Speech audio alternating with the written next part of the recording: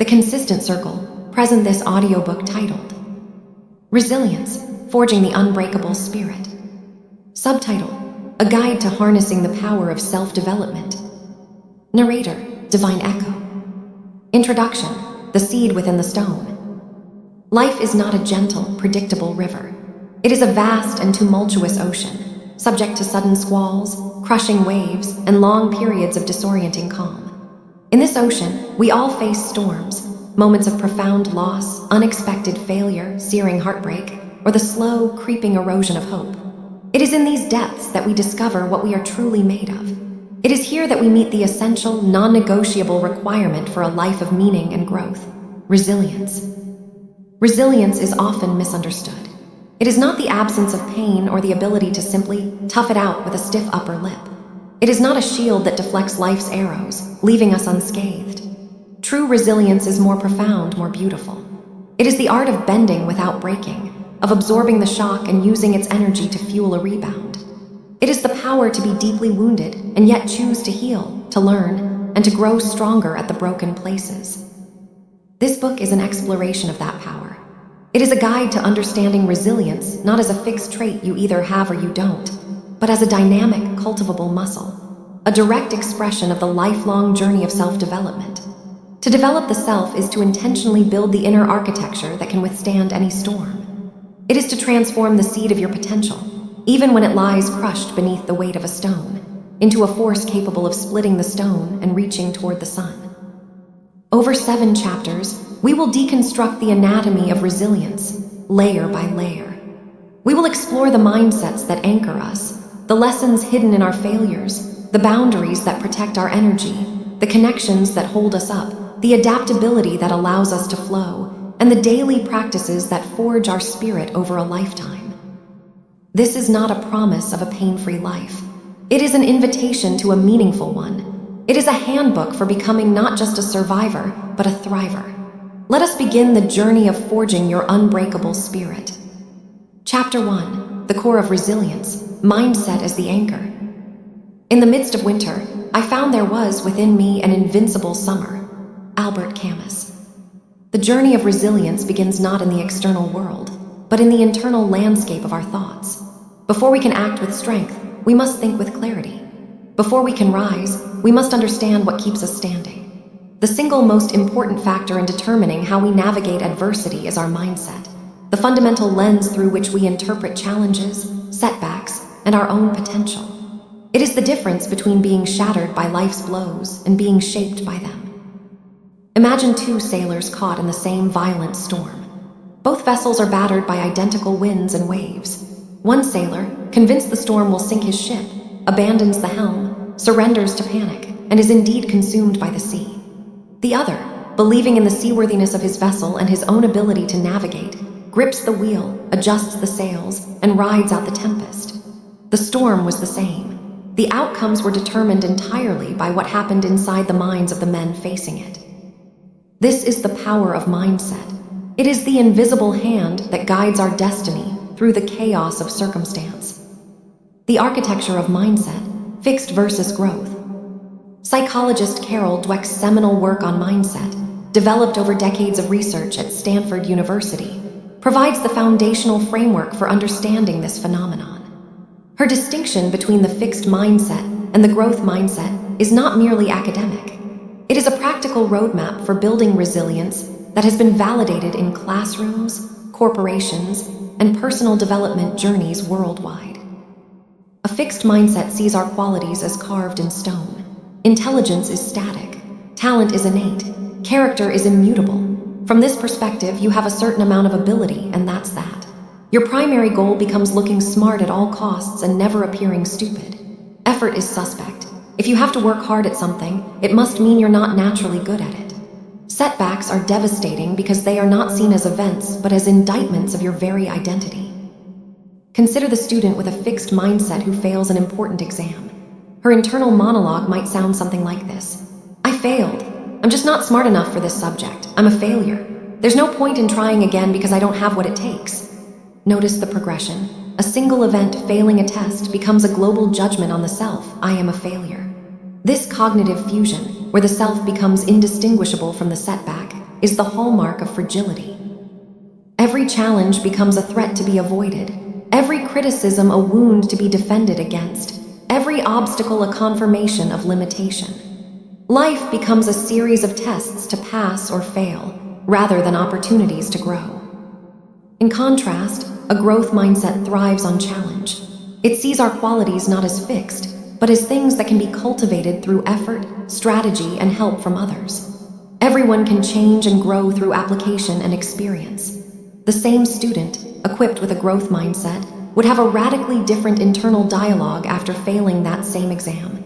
I failed this test. That means I haven't mastered this material yet. I need to figure out what I misunderstood, get help from the teacher, study differently, and try again. This is hard, but struggling is part of learning. This power of yet, as Dweck famously termed it, is a transformative force. It plants the seed of possibility in the soil of disappointment. It transforms a dead end into a detour, a verdict into a data point, a tombstone into a stepping stone. The implications for resilience are profound. The fixed mindset individual, when knocked down, often stays down. The fall confirms what they secretly feared all along, that they weren't good enough. The growth mindset individual, when knocked down, gets back up, dusts themselves off, and asks, "What can I learn from this fall so I can stand more firmly next time?" They understand that the path to mastery is paved with temporary failures, and that every expert was once a beginner who refused to give up. The neuroscience of mindset, your brain's plasticity. The good news is that mindset is not a permanent prison. Modern neuroscience has demolished the old notion of the brain as a fixed, hardwired machine. We now understand the concept of neuroplasticity, the brain's remarkable ability to reorganize itself by forming new neural connections throughout life. Every time you learn something new, every time you challenge an old belief, every time you choose a different response, you are literally rewiring your brain.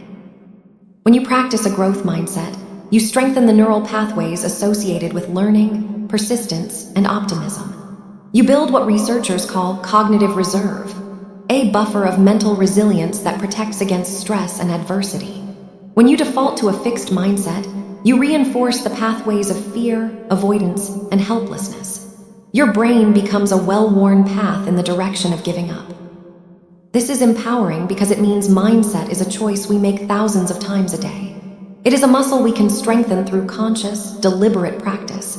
Every time you catch yourself thinking, "I can't do this," and replace it with, "I can't do this yet," you are performing a mental rep in the gym of resilience.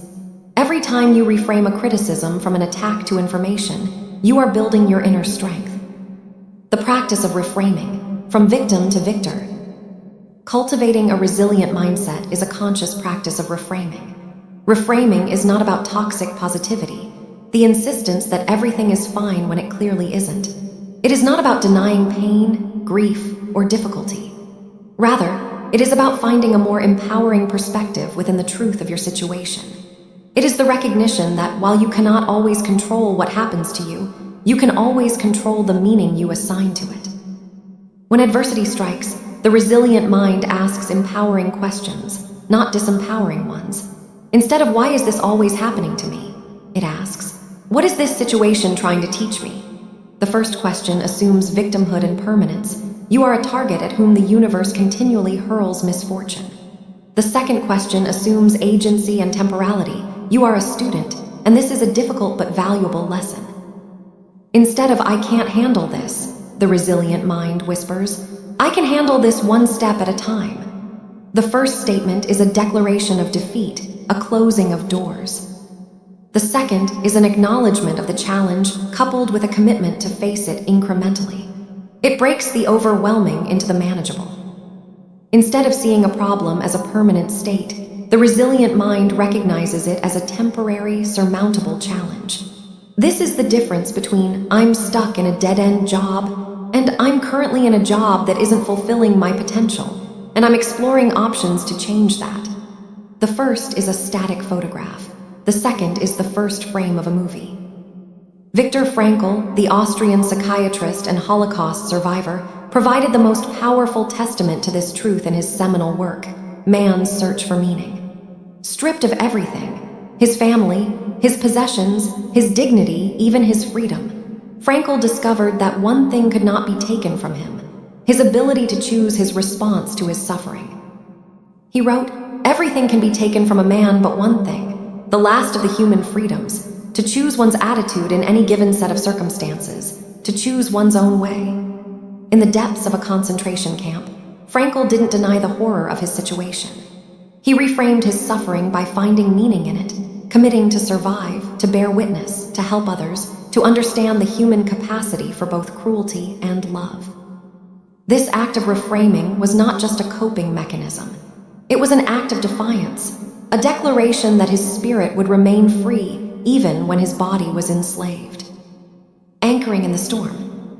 This mindset becomes our anchor in the storm. While the winds of circumstance howl around us, while the waves of emotion crash against us, this anchor of perspective holds us steady. It prevents us from being swept away by a tide of despair and helplessness. It is the still point in the turning world. Think of an anchor not as something that prevents movement entirely. A ship at anchor still moves with the tide and wind, but it moves within a radius, always held, always connected to something solid beneath the surface. Similarly, a resilient mindset does not make you immune to pain or struggle. You will still feel fear, sadness, anger, and grief, but these emotions will not define you or consume you. They will move through you, held by the deeper knowledge that you are more than your circumstances, that this too shall pass, and that you have within you the resources to navigate through. This inner anchor is built through the daily practice of self-awareness. It requires us to become observers of our own thoughts, to notice when we are slipping into fixed mindset patterns, to catch ourselves in the act of catastrophizing or personalizing. Meditation, journaling, therapy, and honest conversations with trusted friends are all tools for developing this self-awareness. They help us see the stories we tell ourselves about our lives, and to question whether those stories are serving us or imprisoning us. The world breaks everyone, and afterward many are strong at the broken places. Ernest Hemingway. Hemingway's profound observation captures the essence of what a resilient mindset makes possible. The breaking is inevitable. Life will wound us all. But the growth mindset allows us to become strong at the broken places, not despite them. The crack in the vase becomes not a flaw to hide, but a line of gold in the art of kintsugi, the Japanese practice of repairing broken pottery with gold, making the object more beautiful and valuable for having been broken. Our mindset determines whether our wounds become sources of shame or sources of strength. The foundation of all growth. This is the bedrock upon which all other pillars of resilience are built. Without this foundational mindset, the lessons of failure become merely painful. Without it, the inner citadel crumbles. Without it, boundaries become walls of fear rather than fences of self-respect. Without it, connection is sought from a place of neediness rather than mutual strength. Without it, adaptability feels like chaos rather than creative flow. Without it, the daily practices of self-development feel like empty rituals rather than sacred disciplines. To develop the self is to fortify this inner anchor. It is to consciously choose, day by day, to see the potential for growth in every fall, and to believe in our inherent capacity to learn, adapt, and become more than we were before. It is to cultivate what Camus called the invincible summer within, that indestructible core of light that persists even in the darkest winter. This chapter has explored the architecture of that summer, the neuroscience that supports it, and the practices that strengthen it. But understanding is only the beginning. The real work lies in the 1,000 small choices you will make today and tomorrow and the day after. The choice to reframe a setback, to question a limiting belief, to see a challenge as an opportunity. These are the reps that build the muscle of resilience. These are the moments that forge your unshakable spirit. As we move into the next chapter, we will explore what happens when this mindset meets the inevitable reality of failure. We will discover that failure, far from being the enemy of resilience, is actually its most powerful teacher, if we have the eyes to see and the mindset to learn. But for now, sit with this foundational truth. You are not your circumstances. You are not your thoughts. You are the awareness behind them, the chooser of your response, the architect of your meaning. And in that awareness lies an invincible summer that no winter can touch. Chapter 2. The Art of Bending, Embracing Failure as a Teacher. Failure is simply the opportunity to begin again, this time more intelligently. Henry Ford. In a culture obsessed with perfection and overnight success, failure has become a source of shame, something to be hidden, denied, or avoided at all costs. We curate our social media feeds to display only our victories. We speak of our struggles in whispers, if at all. We internalize the myth that successful people follow an unbroken upward trajectory, never stumbling, never falling, never failing. But this myth is not only false, it is dangerous. A life lived in fear of failure is a life lived in a cage, its bars forged from the very desire for safety and approval. The resilient individual knows a different truth. Failure is not the opposite of success. It is an integral, unavoidable, and invaluable part of it. The art of bending is the art of learning how to fall, how to absorb the impact, how to get back up, and how to extract the wisdom from the experience. It is the recognition that the most important lessons life has to offer are written not in the language of ease and triumph, but in the difficult grammar of struggle and setback. The mythology of the unbroken line. Consider the stories we tell about successful people. We hear about the invention, the breakthrough, the championship, the bestseller.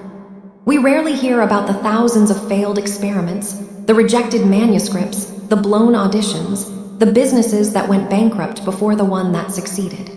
We see the mountain peak and forget the valleys that had to be crossed to reach it.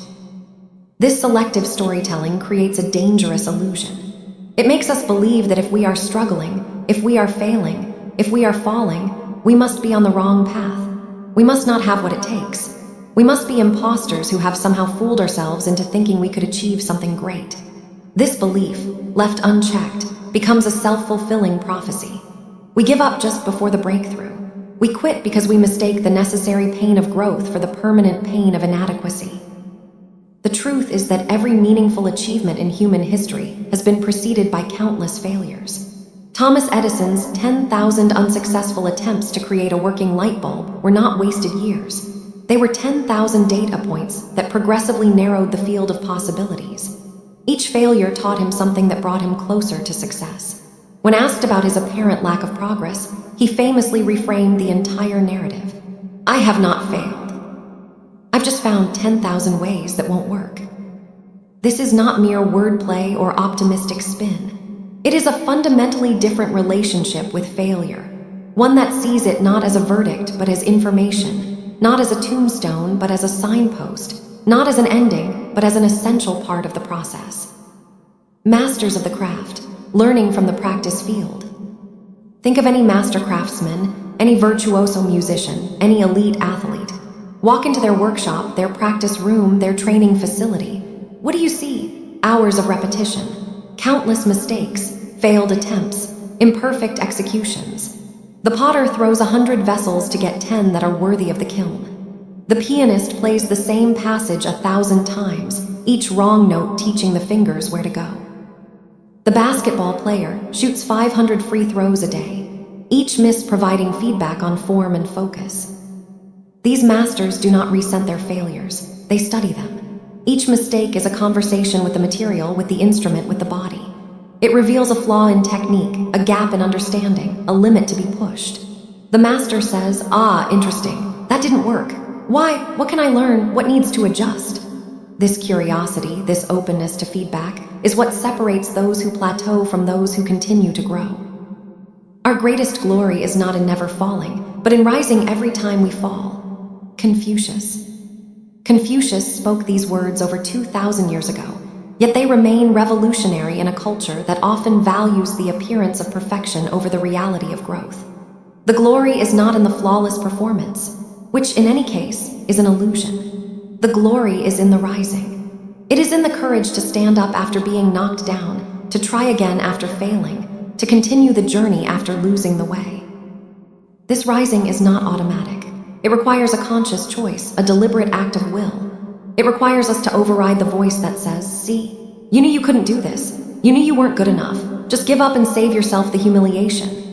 That voice is the fixed mindset speaking, the part of us that craves safety and fears judgment. The art of bending requires us to recognize that voice, acknowledge it, and then choose a different path anyway. The experimental mindset. Life as a laboratory. This is the essence of an experimental mindset. When we view our lives and goals as a series of experiments, the pressure to be right or perfect evaporates. An experiment cannot fail. It can only yield results.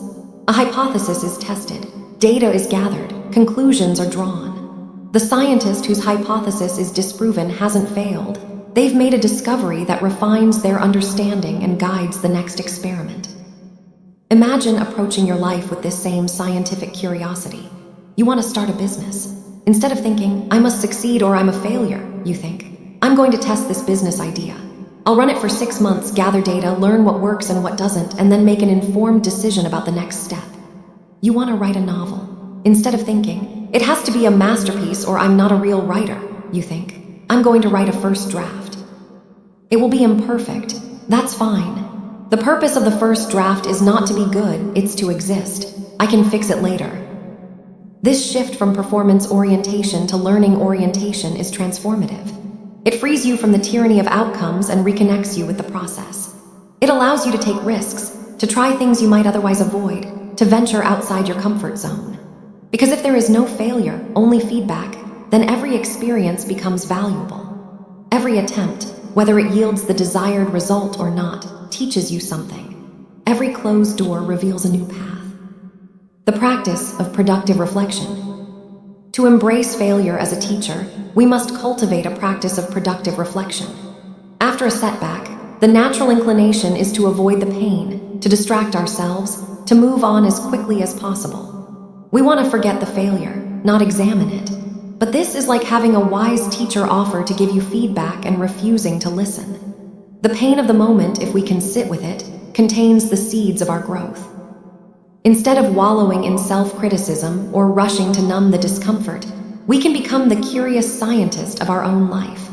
We can create a structured practice for learning from failure.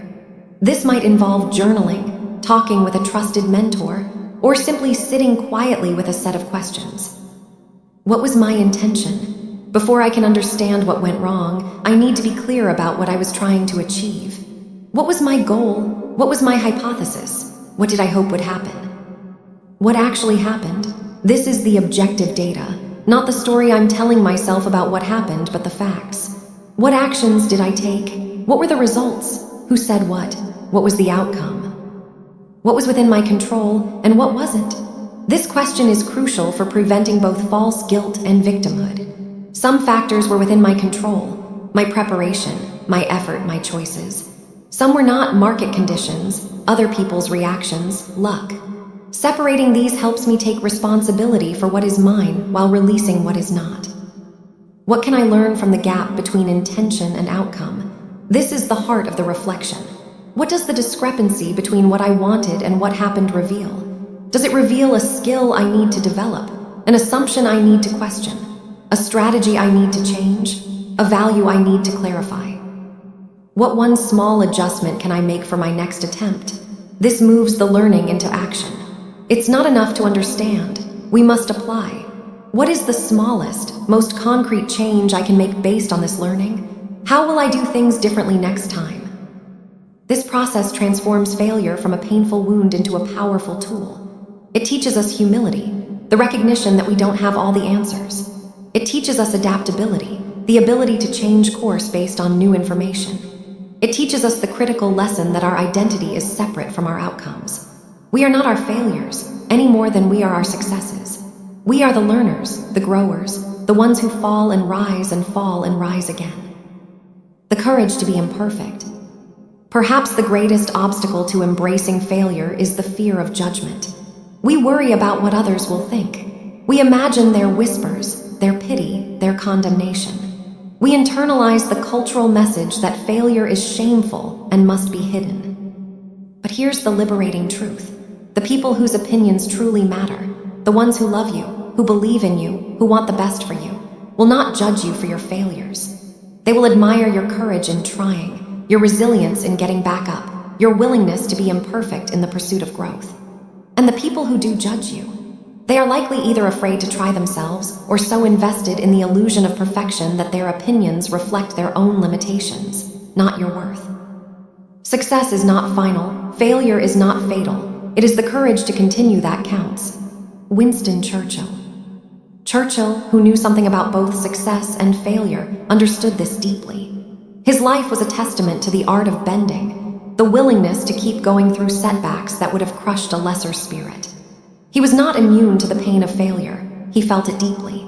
But he understood that the only true failure is the failure to continue, the failure to learn, the failure to rise one more time. This is the art we are invited to practice. It is not about becoming immune to failure or pretending it doesn't hurt. It is about developing a new relationship with it, one where we see it not as an enemy to be avoided at all costs, but as a difficult but essential teacher. It is about learning to bend, to absorb the lesson, and to stand tall again, armed with new intelligence. This iterative process of falling, learning, and rising is the very engine of self-development. It is how we build strength, piece by piece, from the rubble of our own mistakes. It is how the cracked places become the strongest parts of us. It is how we transform from brittle people who shatter under pressure into flexible ones who can weather any storm. In the next chapter, we will explore what allows us to stand firm even as we bend, the inner citadel of values and purpose that remains constant regardless of external circumstances. But for now, take a moment to reconsider your own relationship with failure. What would change if you truly believed that every setback was a teacher? What risks would you take? What dreams would you pursue? What would you attempt if you knew you could not truly fail, only learn? Chapter 3, The Unshakable Core, Building Your Inner Citadel. You have power over your mind, not outside events. Realize this and you will find strength. Marcus Aurelius. If a resilient mindset is our anchor, and failure is our teacher, then what is the fortress that protects our spirit during the assault? What inner structure allows us to remain standing when everything around us crumbles? It is our inner citadel, the unshakable core of self-worth, values, and purpose that remains constant regardless of external circumstances. This is not a physical place, but a psychological and spiritual foundation, built carefully over time through conscious reflection and deliberate choice. The ancient Stoic philosophers, particularly Marcus Aurelius, Epictetus, and Seneca, were masters of building this inner fortress. Living in tumultuous times, plague, war, political intrigue, exile, and execution were everyday realities. They developed a philosophy designed not for comfort, but for resilience. They understood a truth that modern psychology is only now rediscovering. While we cannot control the events that happen to us, we have absolute power over how we respond within us. This distinction between what is within our control and what is not is the cornerstone of inner strength. The architecture of the citadel. What lies within your control? Epictetus, a former slave who became one of history's most influential philosophers, began his manual with a simple but profound statement. Some things are up to us, and some things are not up to us. This seemingly obvious observation becomes revolutionary when we actually live by it. Within our control, Epictetus argued, are our opinions, impulses, desires, aversions. In short, everything that is our own mental and emotional activity. Outside our control are our body, property, reputation, position. In short, everything that is not our own mental and emotional activity. The problem, according to the Stoics, is that we constantly invest our happiness and self-worth in things outside our control. We want to be healthy, but health can be taken by disease. We want to be wealthy, but wealth can be lost in a market crash. We want to be respected, but reputation can be destroyed by a single lie. When we tie our well-being to these unstable foundations, we guarantee ourselves a life of anxiety and disappointment. The inner citadel, by contrast, is built on the solid ground of what is within our control. It is constructed from our choices, our values, our judgments, our character. These cannot be taken from us by any external force. You can imprison my body, but you cannot imprison my mind. You can take my money, but you cannot take my integrity. You can ruin my reputation, but you cannot make me betray my values. It's not what happens to you, but how you react to it that matters. Epictetus. This is not a philosophy of passive resignation. It is not about accepting injustice or refusing to fight for change. Rather, it is about fighting from a position of inner strength rather than desperate attachment. The activist who is attached to the outcome will be crushed by every setback. The activist who is attached to the action, to doing what is right and true regardless of the result, can persist through countless defeats, sustained by the knowledge that they are living in alignment with their values. The foundation, self-worth beyond validation. Building this citadel begins with the crucial practice of detaching your self-worth from external validation. This is perhaps the most difficult and most liberating work of self-development. From childhood, we are conditioned to seek approval from parents, teachers, peers, employers, lovers, society. We learn to measure our value by grades, salaries, social media likes, relationship status, and the ever-shifting opinions of others. The problem with this approach is that we place our emotional stability in the hands of a fickle and unpredictable world. One day you're praised, the next day you're criticized. One day you're celebrated, the next day you're forgotten. If your sense of self rises and falls with these external fluctuations, you become a leaf in the wind, tossed about by every passing opinion. The resilient individual builds their self-worth on a more solid foundation, their own values and integrity. Who are you when no one is watching? What principles guide your actions, regardless of the outcome? Is it honesty, kindness, courage, creativity, service, justice? When you define yourself by your commitment to your values, by being a person who acts with integrity, rather than by being seen as successful or admirable, you become immune to the whims of fortune. This shift is subtle but profound. It moves your center of gravity from the external to the internal. You may lose a job, but you do not lose your work ethic. You may face rejection, but you do not lose your capacity to love. You may make a mistake, but you do not lose your commitment to growth. The core remains intact even as the periphery is battered. The walls, values as unshakable principles. If self-worth is the foundation of the inner citadel, then values are its walls. Values are not goals. Goals are things you achieve and then move past. Values are ongoing commitments, directions you choose to move in, regardless of the destination. You don't achieve kindness and then stop being kind. You don't complete courage and then become a coward. Values are the compass by which you navigate life, not the destination you're trying to reach. When you are clear on your values, you have a decision-making framework that operates independently of circumstances. Should I take this job? It depends. Does it align with my values? Should I end this relationship? It depends. Is this relationship supporting or undermining my values? Should I speak up or stay silent? It depends. What do my values of truth and courage require in this moment? This clarity is enormously liberating. It simplifies the thousands of decisions we face daily. It provides guidance when the path is unclear. And most importantly for resilience, it gives us a stable reference point when everything else is chaos. When the storm hits, we don't have to figure out who we are from scratch.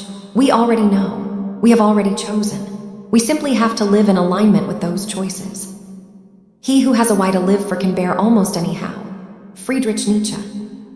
Nietzsche's famous words point to the third element of the inner citadel, purpose. Purpose is the why that gives meaning to the how. It is the conviction that your life has meaning, that your actions matter, that you are part of something larger than yourself. This sense of purpose is not something you find. It is something you build through the choices you make and the commitments you keep. The keystone, purpose as meaning maker. When your why is strong enough, you can bear almost any how. Purpose provides a compass when the map is lost. It gives meaning to suffering, transforming a painful struggle into a meaningful part of a larger journey. The parent who endures sleepless nights and endless sacrifices does so because of the purpose of raising a child. The artist who faces years of rejection and obscurity persists because of the purpose of creating something true and beautiful. The activist who confronts seemingly insurmountable odds continues because of the purpose of justice. Purpose does not eliminate pain, but it contextualizes it. It places suffering within a framework of meaning that makes it bearable. Viktor Frankl observed this in the concentration camps. Those who survived were not necessarily the strongest or healthiest, but those who could find meaning in their suffering, whether through love, through work, through the hope of being reunited with family, or through the commitment to bear witness. Purpose was the difference between those who perished and those who endured. This purpose does not have to be grand or world-changing. It can be as simple as being a good parent, a loyal friend, a skilled craftsperson, a helpful neighbor. It can be the commitment to bring more beauty into the world, or more kindness, or more truth. The scale doesn't matter, the sincerity does. What matters is that you have identified something that gives your life meaning and are committed to living in alignment with that meaning. Living in the citadel. Building this inner citadel is not a one-time project but an ongoing practice. Each day presents opportunities to strengthen its walls or allow them to crumble. When you choose integrity over expediency, you add a stone. When you refuse to let criticism define you, you reinforce a wall. When you act in alignment with your values despite the cost, you deepen your foundation. The practice involves constant self-examination. Am I living by my values today? Am I seeking validation from within or from others? Am I acting from purpose or from pressure? Am I focusing on what I can control or wasting energy on what I cannot? These questions, asked regularly, keep the citadel in good repair. The soul is dyed the color of its thoughts. Think only on those things that are in line with your principles and can bear the light of day. Marcus Aurelius. Marcus Aurelius, the philosopher-emperor, wrote his meditations not for publication but for himself, as a daily reminder of who he wanted to be. He knew that the inner citadel requires constant attention, constant reinforcement, constant choice. The soul is indeed dyed the color of its thoughts. If we think constantly about what others think of us, our soul becomes anxious and approval-seeking. If we think constantly about our values and purpose, our soul becomes steady and self-contained. This inner citadel is the ultimate source of resilience. It is the quiet, steady flame that no external storm can extinguish. It is the knowledge deep within that regardless of what happens, you have the power to choose your response. You have the power to remain true to yourself. You have the power to find meaning in any circumstance.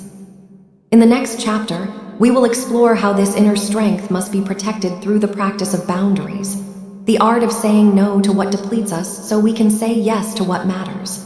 But for now, sit with this question. What is the foundation of your self-worth? On what ground is your inner citadel built? And what can you do today to strengthen it? Chapter 4, The Compass of No, the Power of Boundaries. The difference between successful people and really successful people is that really successful people say no to almost everything. Warren Buffett. Resilience is not just about how much you can take on. It is just as much about what you consciously choose to let go of. This is a counterintuitive truth in a culture that glorifies busyness, celebrates the hustle, and equates productivity with worth. We are taught that more is better, more commitments, more achievements, more connections, more possessions. We wear our exhaustion like a badge of honor, proof that we are important, needed, valuable. But the resilient individual knows a different truth. Energy is finite. Time is non-renewable. Attention is the most precious resource we possess. And the ability to protect these resources through the conscious setting of boundaries is not a luxury. It is a fundamental act of self-preservation and self-development. It is the compass that points us toward what truly matters by guiding us away from what does not. The misunderstanding: boundaries as walls. We often think of boundaries as walls we build to keep others out. This image suggests something cold, defensive, even hostile. It implies that setting boundaries means pushing people away, being difficult, or refusing to be generous. No wonder so many of us struggle with it. We don't want to be seen as selfish. We don't want to disappoint others. We don't want to miss out.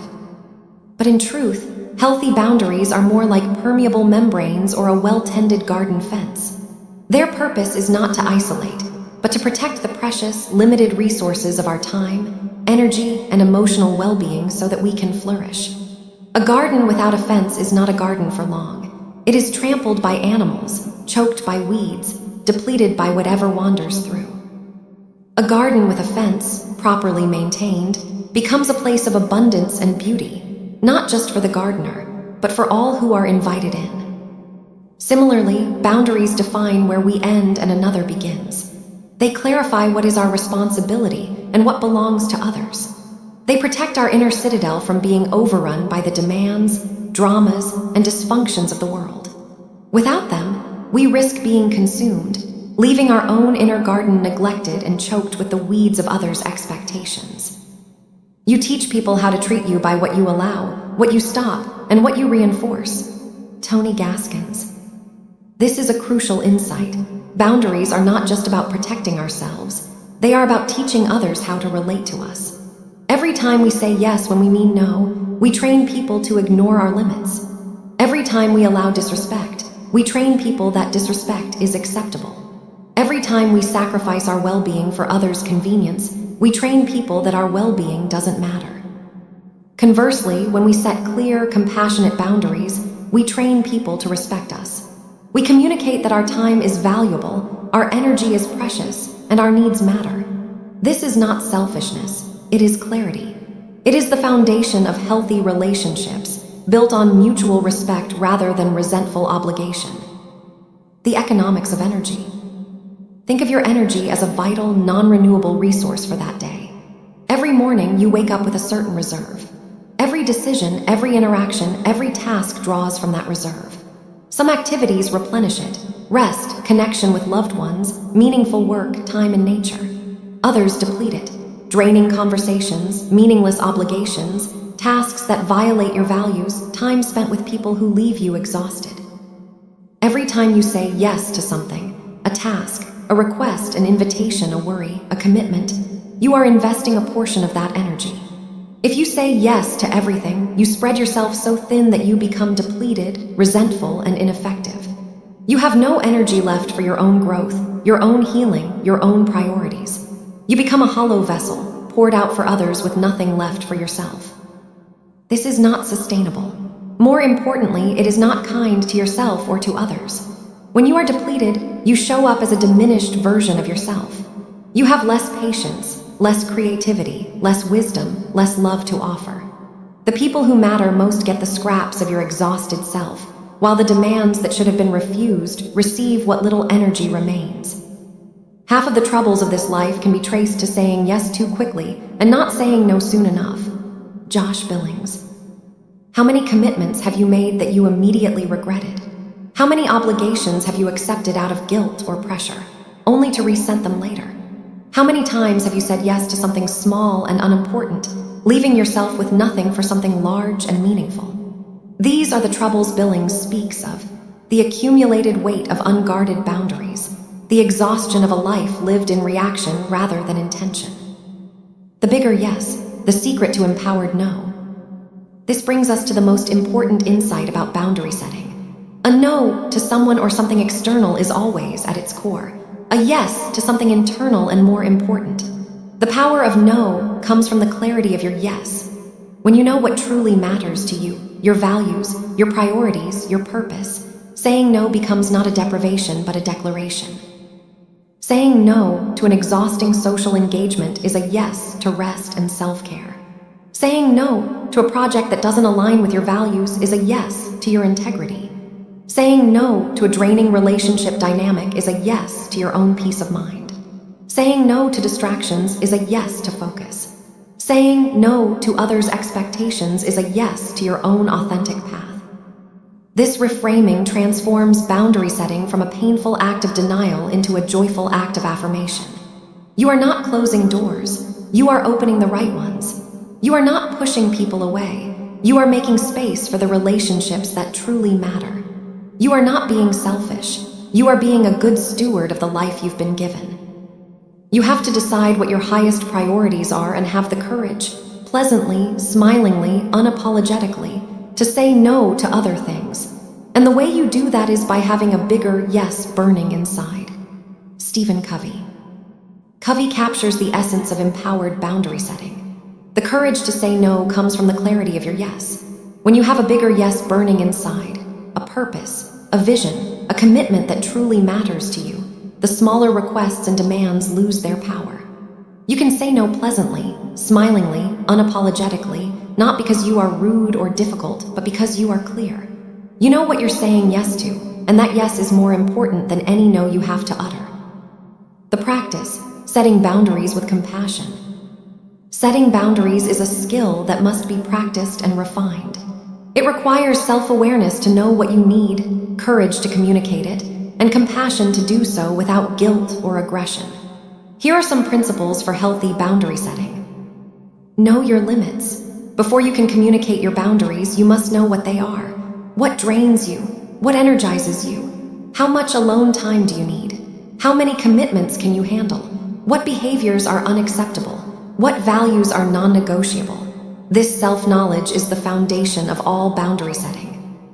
Start small. If you're not used to setting boundaries, don't start with the most difficult situation. Practice with small, low-stakes boundaries. Say no to a minor request.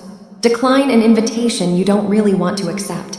Ask for what you need in a simple situation. Build your boundary setting muscle gradually. Be clear and direct. Vague boundaries are not boundaries.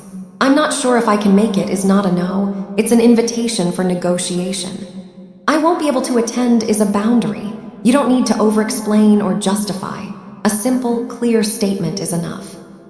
Separate their reaction from your action. You cannot control how others will respond to your boundaries. They may be disappointed, angry, or hurt.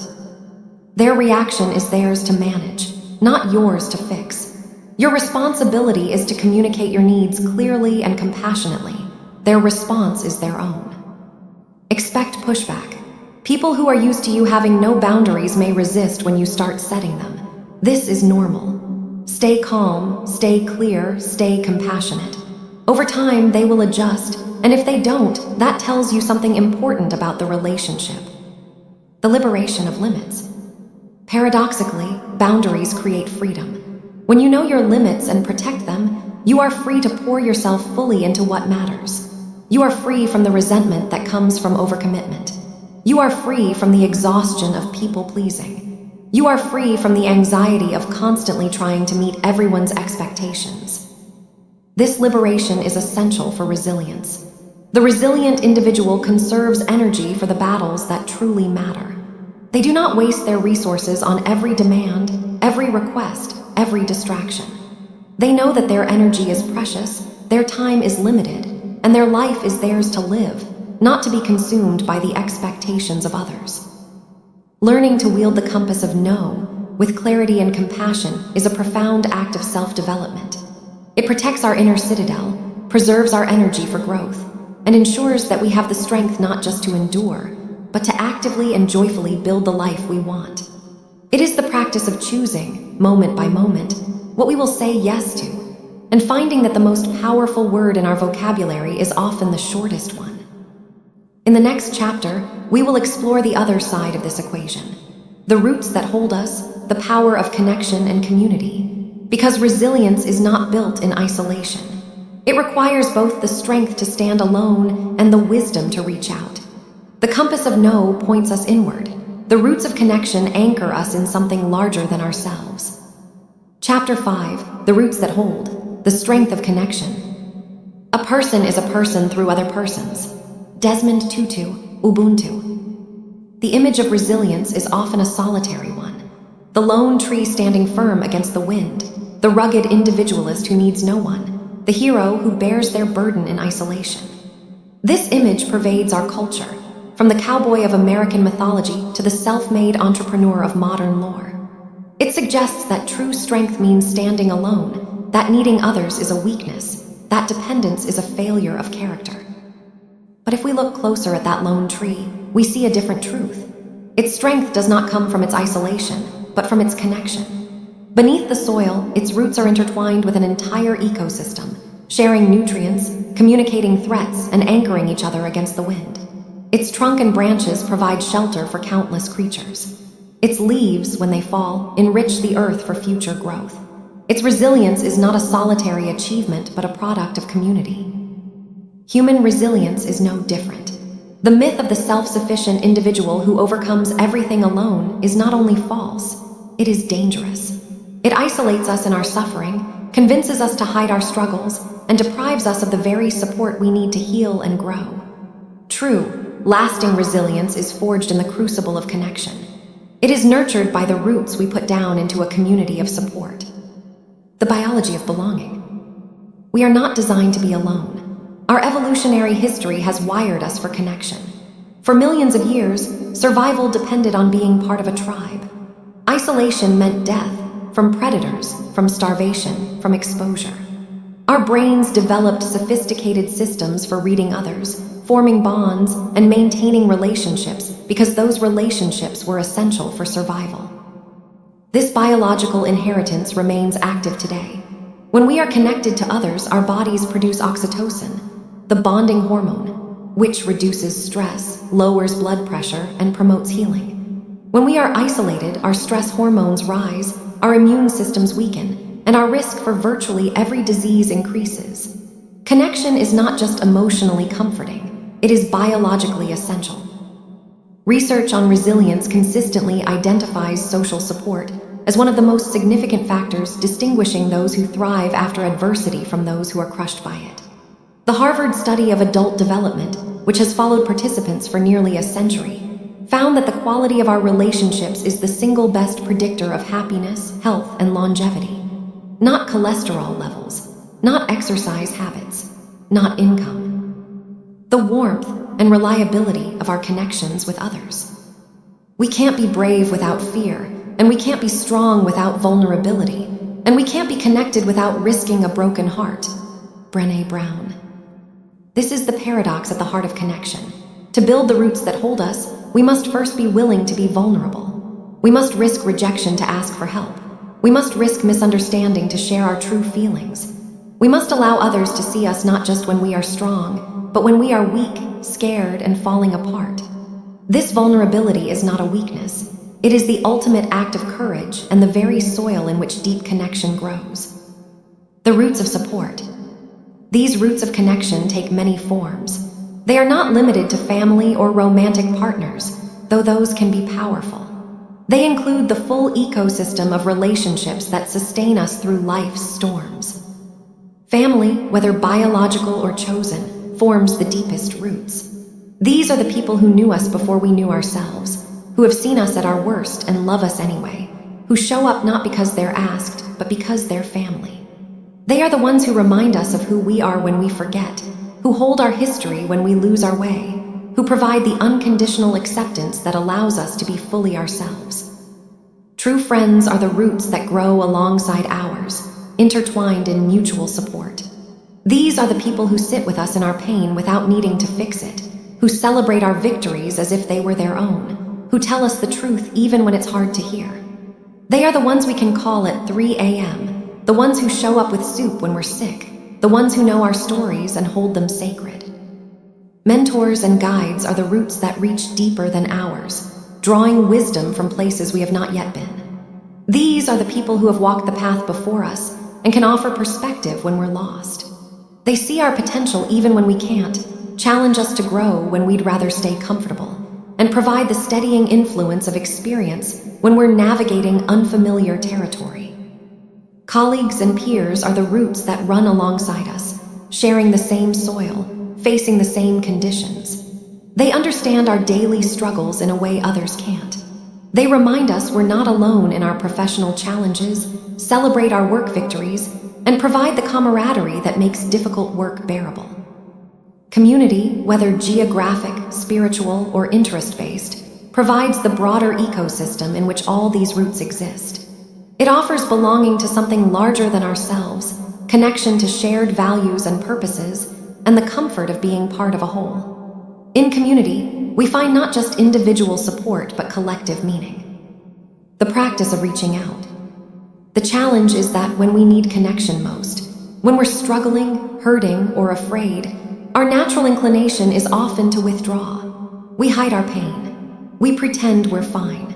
We isolate ourselves in the mistaken belief that we're protecting others from our burdens or ourselves from judgment. This instinct is exactly wrong. When we're struggling is precisely when we most need to reach out. The roots that hold us can only do their work if we allow them to. A root system that never receives the tree's trust cannot anchor it in the storm. A problem shared is a problem halved. Proverb. This ancient wisdom contains profound truth. When we share our burdens, they become lighter, not because the problem has changed, but because we no longer carry it alone. The act of speaking our struggle aloud transforms it from an overwhelming weight into something manageable. The presence of another person, listening without judgment, provides perspective we cannot access alone. Their care becomes a container for our pain, holding what we cannot hold ourselves. But reaching out requires vulnerability. It requires admitting that we cannot do it alone. It requires trusting that another person will not use our weakness against us, will not dismiss our pain, will not turn away. This trust is built over time, through small acts of sharing that are met with acceptance and care. Each time we risk vulnerability and are met with compassion, the roots grow stronger. The reciprocity of support. Connection is not a one-way street. The roots that hold us are strengthened not just by what we receive, but by what we give. Helping others is one of the most powerful ways to build our own resilience. When we support someone else, we step outside our own suffering. We gain perspective on our problems. We access strengths we didn't know we had. We experience the profound fulfillment that comes from being useful to another person. And we build the relationships that will sustain us when we're the ones in need. This reciprocity is essential to healthy connection. Relationships in which one person always gives and the other always takes become depleted and resentful. The strongest roots are those that exchange nutrients both ways, each drawing strength from the other, each contributing to the other's growth. There is no exercise better for the heart than reaching down and lifting people up. John Holmes. This is literally true. Acts of kindness and support trigger the release of oxytocin, reduce stress hormones, and activate the brain's reward centers. Helping others is good for our physical and mental health. It builds what researchers call compassionate love, a sense of connection to others that buffers against stress and promotes well-being. Building your root system. Like any aspect of resilience, building a strong network of connection requires intentional effort. It doesn't happen by accident. It requires us to invest time and energy in relationships, to show up consistently, to risk vulnerability, to offer support without keeping score. Here are some practices for strengthening your roots. Invest in existing relationships. The deepest roots are often the ones we've had the longest, but they need attention to stay strong. Make time for family. Call old friends. Send the text, make the plan show up. Relationships are living things, they wither without care. Cultivate new connections. Not all roots need to be ancient. New relationships bring fresh perspective, different experiences, and expanded possibilities. Join a group that shares your interests. Strike up conversations with people you encounter. Be open to connection in unexpected places. Be the one who reaches out. Don't wait for others to contact you. Take the initiative. Check in on friends who might be struggling. Offer help before it's asked for. Host the gathering, start the conversation, make the first move. Being the initiator strengthens both the relationship and your own sense of agency. Practice vulnerability. Share your struggles, not just your successes. Ask for help when you need it. Let people see you when you're not okay. This is how shallow relationships become deep, how acquaintance becomes friendship, how roots grow strong. Be a safe harbor. When others reach out to you, receive them with compassion. Listen without judgment. Offer support without fixing. Keep confidences. Show up consistently. The more you are a safe place for others, the more they will be a safe place for you. The forest and the trees. The image I want to leave you with is not the lone tree, but the forest. In a forest, trees are connected by an underground network of fungi, sometimes called the wood wide web. Through this network, trees share nutrients, send warnings of threats, and even keep dying stumps alive by feeding them through the roots. The forest is not a collection of individuals, but a single organism, each part connected to and supporting the whole. This is the nature of human resilience. We are not meant to stand alone. We are meant to be part of a forest, roots intertwined, branches providing shelter, leaves enriching the soil for those who come after. Our strength is not diminished by connection. It is multiplied. Our resilience is not a solitary achievement. It is a collective one.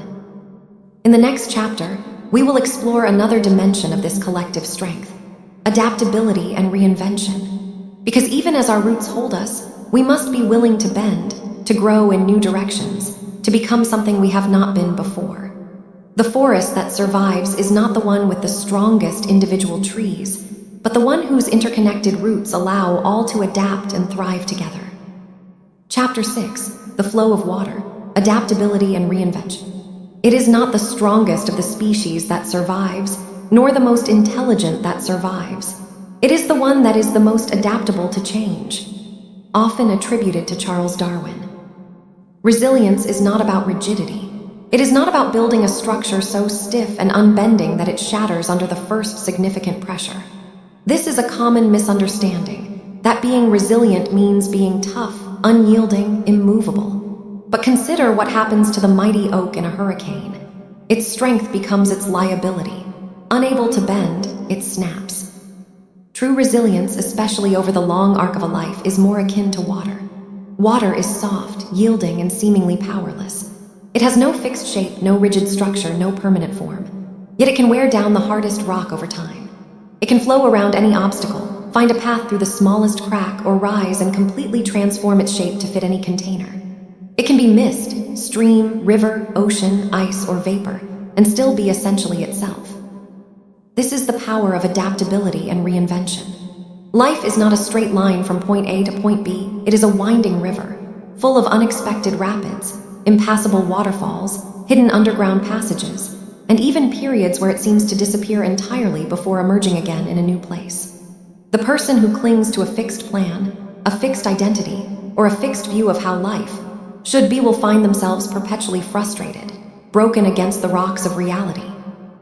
The illusion of the straight line. We are raised on stories of linear progression.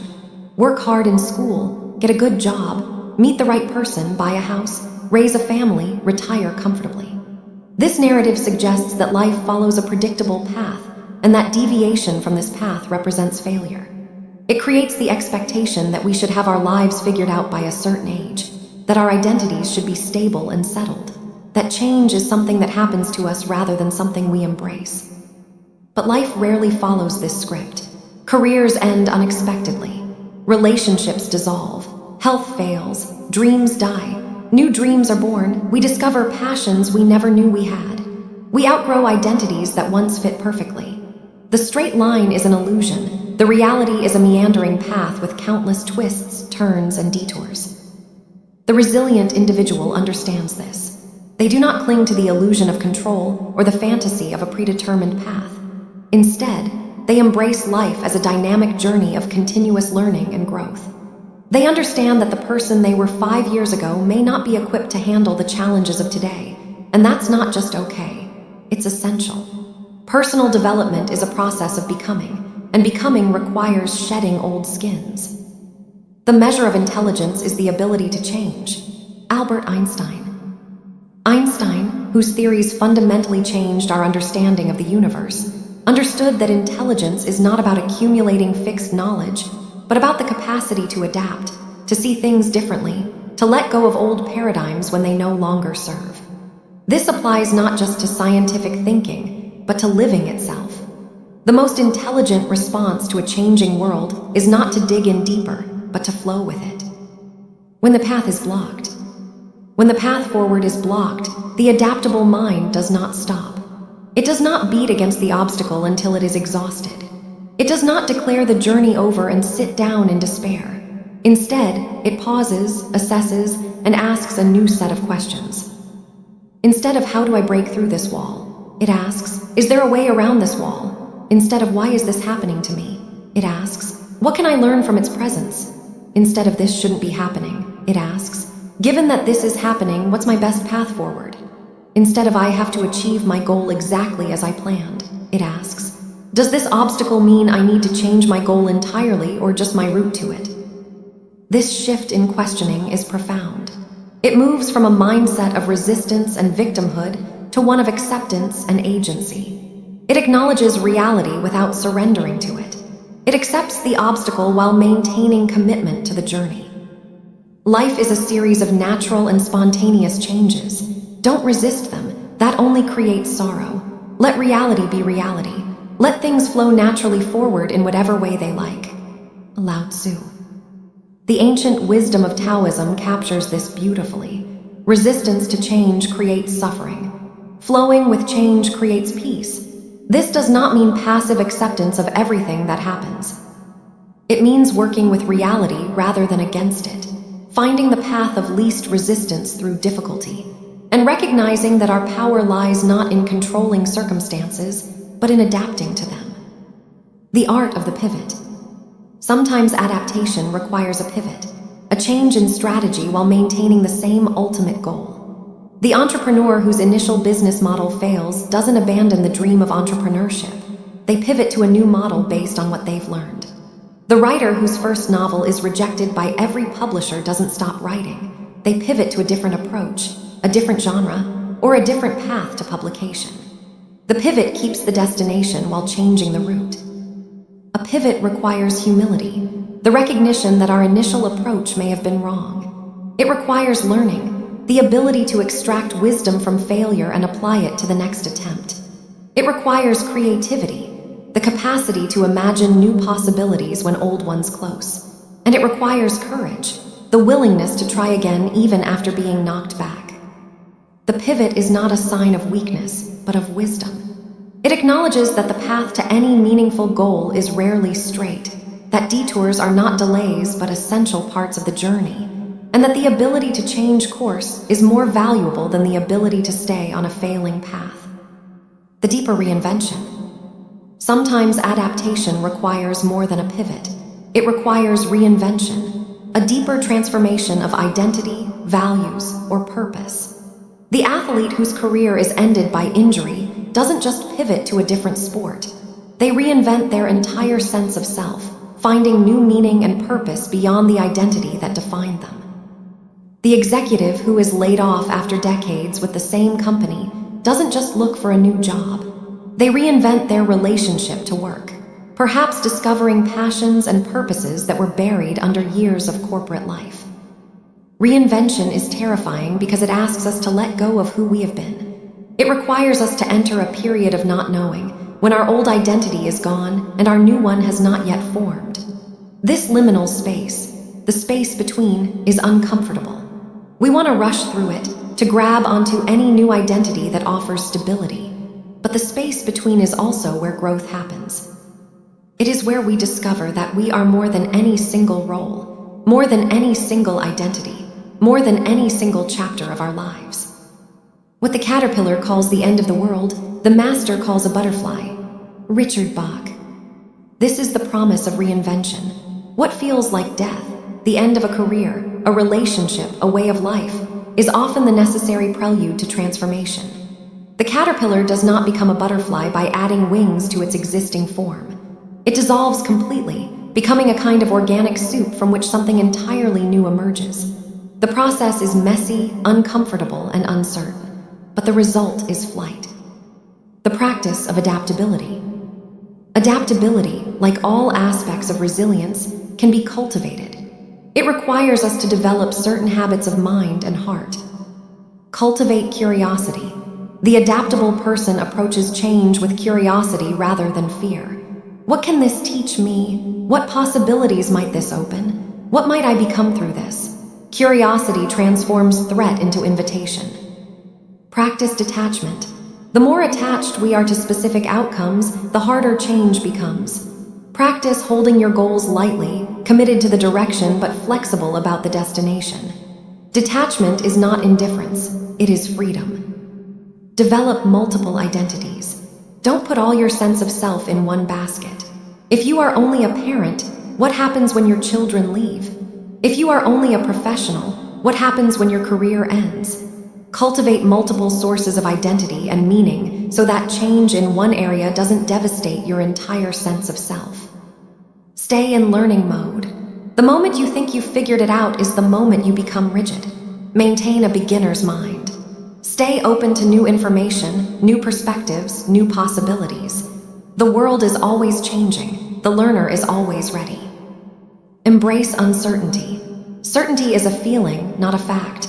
We can feel certain and be wrong. We can feel uncertain and be exactly where we need to be. Learn to tolerate the discomfort of not knowing. It is the price of admission to a life of growth. The river and the sea. Life will demand that you change. The only question is whether you will resist and be broken, or flow and be transformed. The river that reaches the sea is not the same river that left the mountain. It has been shaped by every bend, every rapid, every rock. It has absorbed countless tributaries, lost parts of itself to evaporation, gained new life from rain. By the time it reaches the ocean, it is entirely different and entirely itself. This is the promise of adaptability. You will not remain who you are. That is not a threat. It is an invitation. You will become someone new again and again throughout your life. And if you can learn to flow with that becoming, to embrace each transformation as it comes, you will discover that your essential self is not any particular form, but the capacity to take new form after new form, always changing, always growing, always becoming more fully who you are.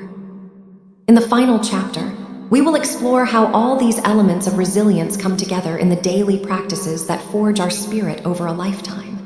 Because resilience is not built in a single heroic moment. It is built in the thousand small choices we make every day. The choice to flow rather than resist, to adapt rather than cling, to become rather than remain. Chapter 7, The Daily Forge, Cultivating Resilience for Life.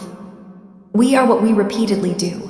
Excellence, then, is not an act but a habit. Will Durant, summarizing Aristotle. We have traveled far together in these pages. We have explored the mindset that anchors us in stormy seas. We have learned to embrace failure as a difficult but essential teacher. We have built the inner citadel of self-worth, values, and purpose. We have developed the compass of no that protects our precious energy. We have sunk the roots of connection that hold us when we cannot stand alone. We have discovered the flow of water that allows us to adapt and reinvent ourselves through life's endless changes. But here is the truth that underlies all of these lessons. Resilience is not a destination you arrive at, a permanent state of grace you achieve after overcoming a single great trial. It is not a trophy you earn and then display, never to be challenged again. It is a living, breathing practice. It is a muscle that must be exercised daily. A garden that must be continually tended, a flame that must be fed with fresh fuel every morning. The grand, heroic moments of resilience, the times when we rise from ashes, when we overcome seemingly impossible odds, when we surprise ourselves with our own strength, are built upon the foundation of thousands of small, seemingly insignificant choices made in the quiet, ordinary moments of every day. It is in the mundane that the magnificent is prepared. It is in the daily forge that the unbreakable spirit is tempered. The myth of the heroic moment. We love stories of sudden transformation. The addict who has a moment of clarity and never uses again. The depressed person who wakes up one morning and decides to be happy. The struggling entrepreneur who has one brilliant idea and becomes an overnight success. These stories are compelling because they suggest that change can be easy, that resilience can be achieved in a single stroke, that we can be saved from the slow, difficult work of daily practice. But these stories are myths. Behind every overnight success are years of unnoticed effort. Behind every dramatic recovery are countless small choices to keep going, to try again, to not give up. Behind every resilient person is a lifetime of building the habits and practices that make resilience possible when it is most needed. The truth is that you cannot wait until the storm is upon you to build your anchor. You cannot wait until you are drowning to learn how to swim. You cannot wait until the fire is raging to install smoke detectors. Resilience must be built in advance, through daily practices that may seem unimportant in the moment, but become everything when crisis comes. The time to repair the roof is when the sun is shining. John F. Kennedy. This is the wisdom of prevention, of preparation, of daily maintenance. When the sun is shining, when life is calm, when no immediate crisis demands our attention, that is precisely when we must do the work that will sustain us when the storms return. Because the storms will return. That is not pessimism, it is realism. Life is cyclical. Winter follows summer. Night follows day.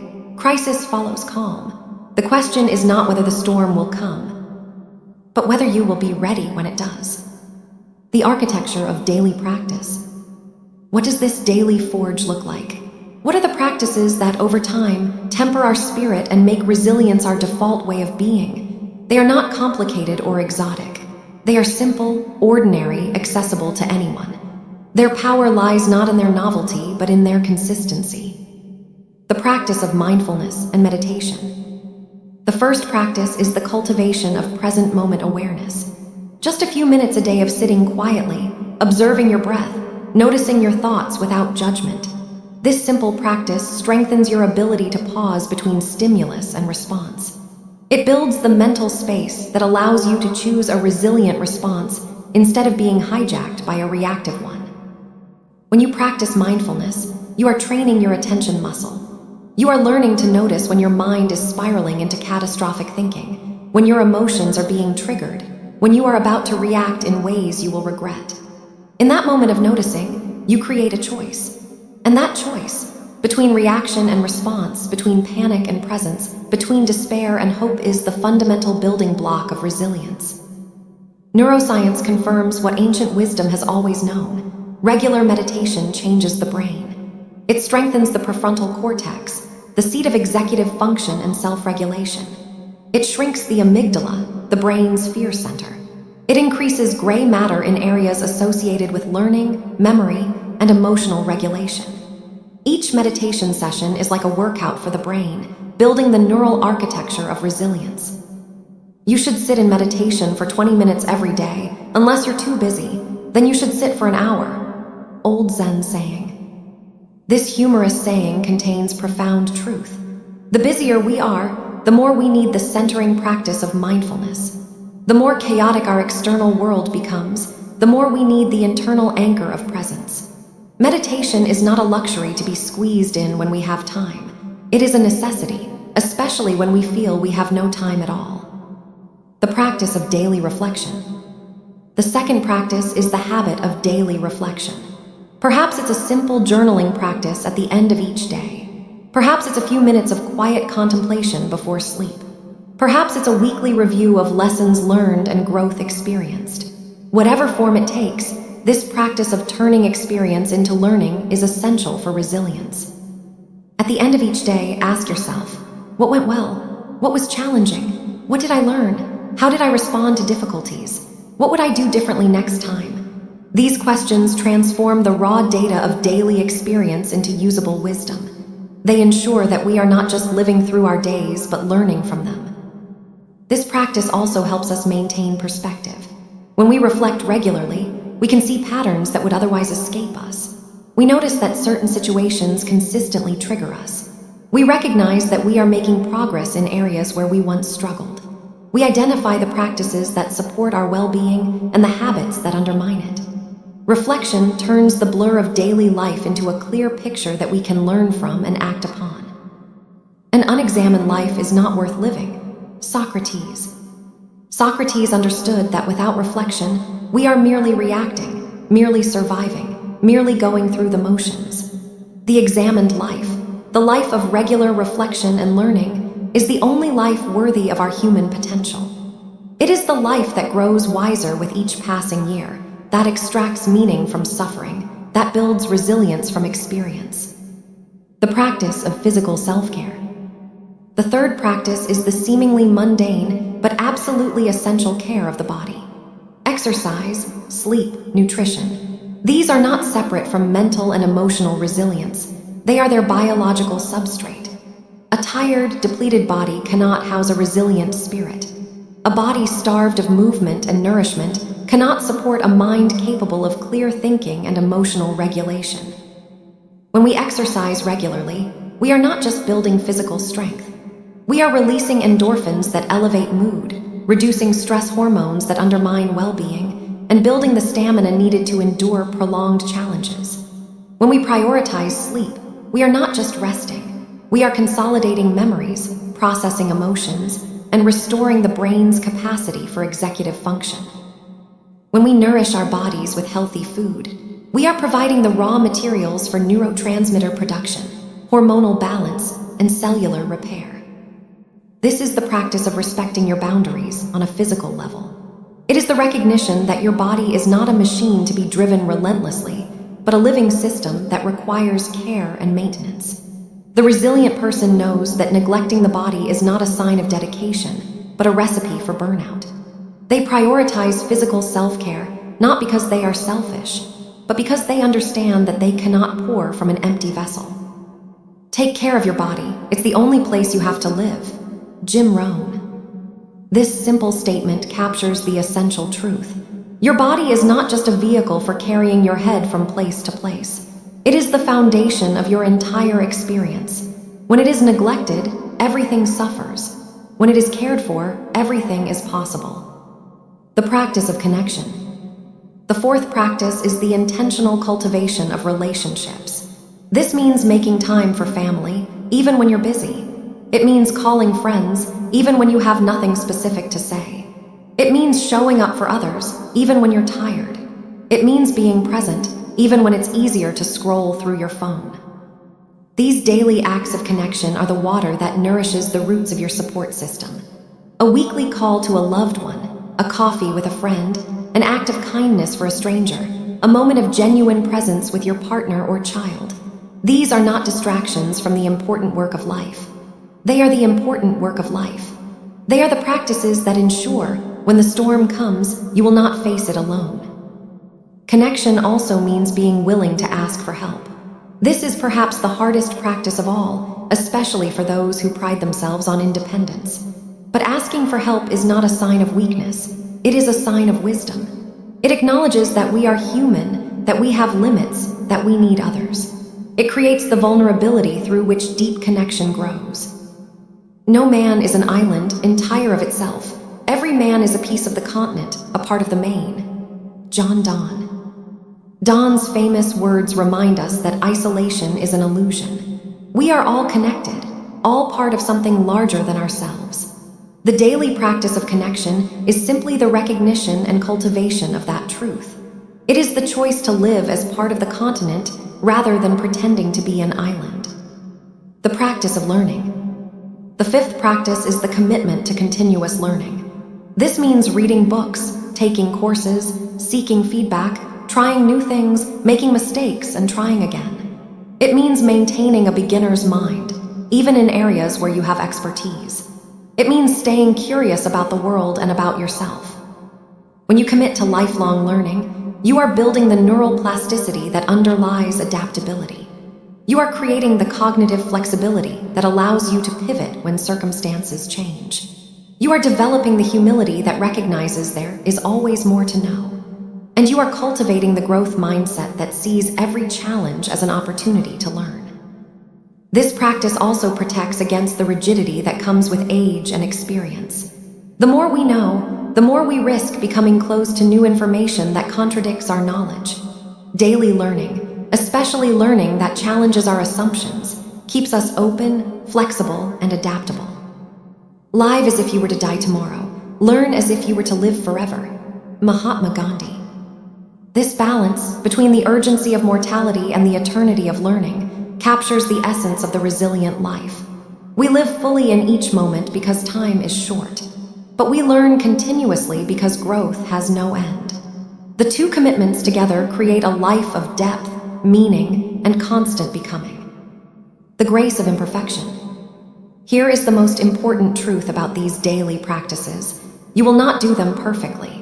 There will be days you skip the meditation, eat poorly, snap at a loved one, neglect your journal, avoid the gym. There will be weeks when life is overwhelming and your practices fall apart entirely. This is not failure. This is being human. The practice of resilience includes self-compassion for these moments. It includes the recognition that perfection is not the goal. Consistency over time is. It includes the ability to notice when you've fallen off track, forgive yourself, and simply begin again. Not with shame or self-criticism, but with the quiet determination of someone who knows that the path is long and every step counts. Success is the sum of small efforts, repeated day in and day out. Robert Collier. This is the mathematics of resilience. Not one grand gesture, but 1,000 small ones. Not a single heroic act, but a lifetime of ordinary choices. Not perfection, but persistence. Not arrival, but continuation. The forge and the flame. Imagine a blacksmith at the forge. He does not create a sword in a single blow. He heats the metal, strikes it, heats it again, strikes it again, hundreds, thousands of times. Each strike seems insignificant. Each heating and cooling seems like a step backward. But over time, the metal is transformed. Impurities are burned away. The grain is aligned. The blade becomes strong, flexible, capable of holding an edge. This is the daily forge of resilience. Each practice is a strike of the hammer. Each day is another heating and cooling. The process is slow, often invisible, sometimes discouraging. But over time, it transforms you. It burns away the impurities of fear and self-doubt. It aligns the grain of your character.